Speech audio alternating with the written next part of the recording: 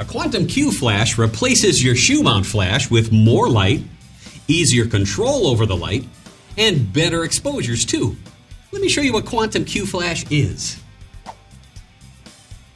Lesson 1. Getting started with Q flash. Hello, Q flash. The Q flash creates more light, and typically better quality light, than any shoe-mounted flash there is. And the technology built into the Q flash allows you to solve typical lighting challenges with ease. It really does work well. The Q flash is a system made up of 4 basic components. Component 1. Q flash. There's the Q flash itself.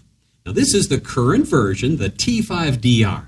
And I know it looks kind of big, but it's actually lightweight, and it weighs about the same as this shoe-mounted flash does because the Q flash has no batteries inside like most flashes. Component 2. Power pack. All the good stuff that gives the Q flash its power and its speed are put inside the power pack that's typically clipped onto your belt or slid into a jacket pocket or connected to the bottom of your camera by using any of the quantum power packs. Component 3. D adapter. The simplest and most common way to connect your camera to your Q flash is by the use of the D adapter cable. It's made for your specific camera and it slides right into the hot shoe where it will pick up all the ISO, aperture, and TTL info from your camera and send it over to the Q flash. It's also got a sweet little fill flash control dial here that helps you adjust the exposure value of the Q flash to suit your tastes. Component 4. Light modifiers. The light they produce can be shaped any way you like using a wide variety of light modifiers. You can use this one, for instance, to throw light forward or bounce off a ceiling. You can also create soft light for a portrait by using this one. Or fill up an umbrella just like a studio strobe if you like. Connecting the components. The Q flash is made to be easy to put together, easy to take apart, and it's tough, so it works really well in all types of location photography jobs. You simply choose the power pack that you need and plug the Q flash cable into it. Then you connect the Q flash to your camera using the D adapter that's made for your particular camera brand and go shoot. Now when you're done, just unplug, place the power pack on its charger until it fills back up, then take it off the charger to store your power pack.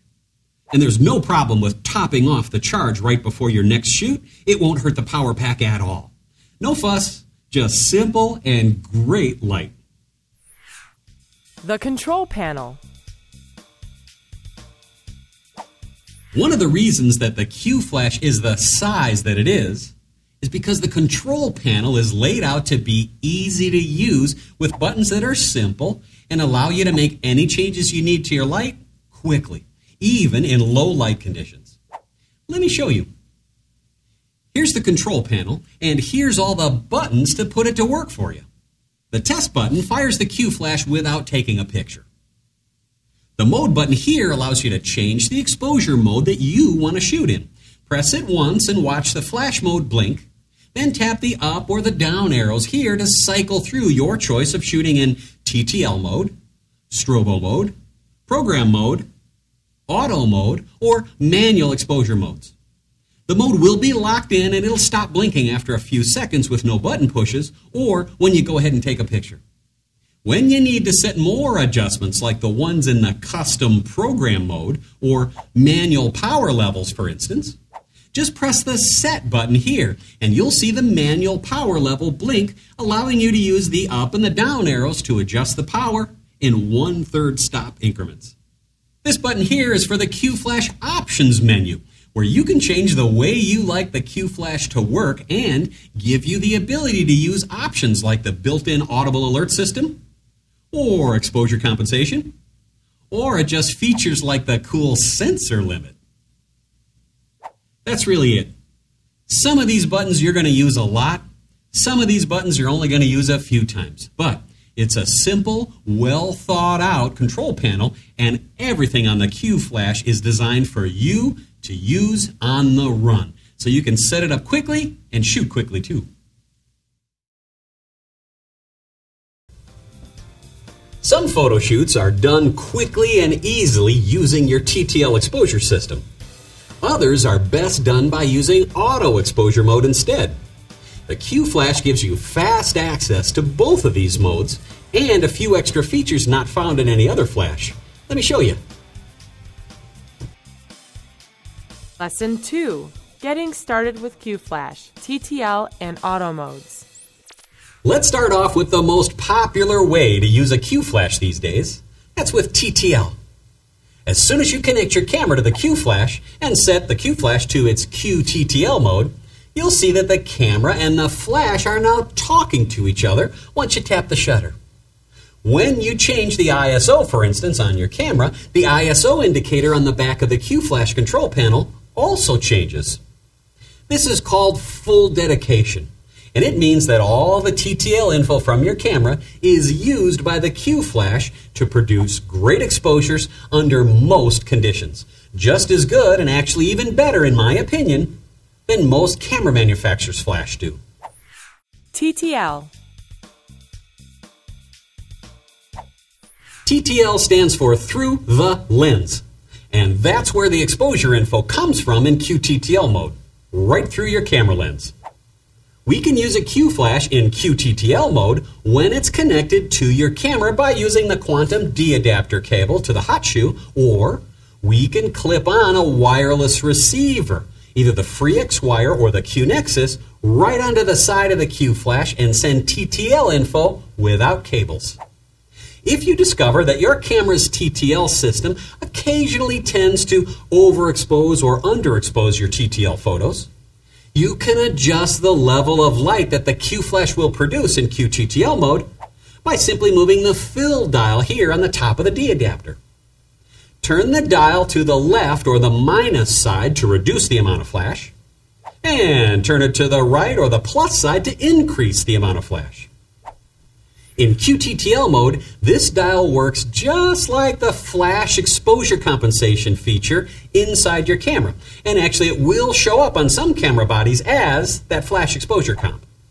By the way, I do recommend using only the Q Flash D adapter for compensating your flash, not the menu settings inside your camera bodies. Might get you into a little bit of trouble.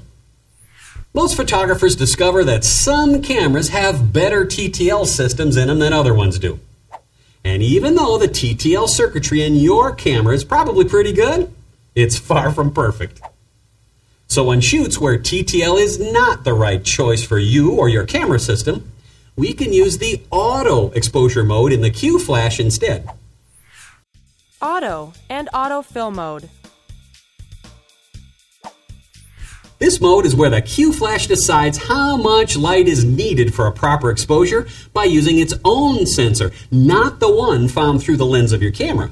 It has a smart exposure sensor right here that measures the light that bounces back from your scene and quickly corrects the exposure for you. To use it, simply press the mode button and tap the up or down arrows until you get to the auto mode. And check to be sure that the fill dial on your D adapter is set to the default 0 position. And you still need to connect your Q Flash to your camera with a cable, a D adapter, or wirelessly with the triggering system like the Quantum FreeX wire in order to tell the Q Flash when to fire. Some photographers make their entire living by shooting in auto Q Flash mode instead of QTTL for everything they do, and they find they like it better than TTL. Personally, I use both, and I think they both work really well. This smart auto sensor on the Q Flash also provides a great feature for shooting fill flash that blends the ambient light with the flash and works with your camera settings, kind of like TTL does. But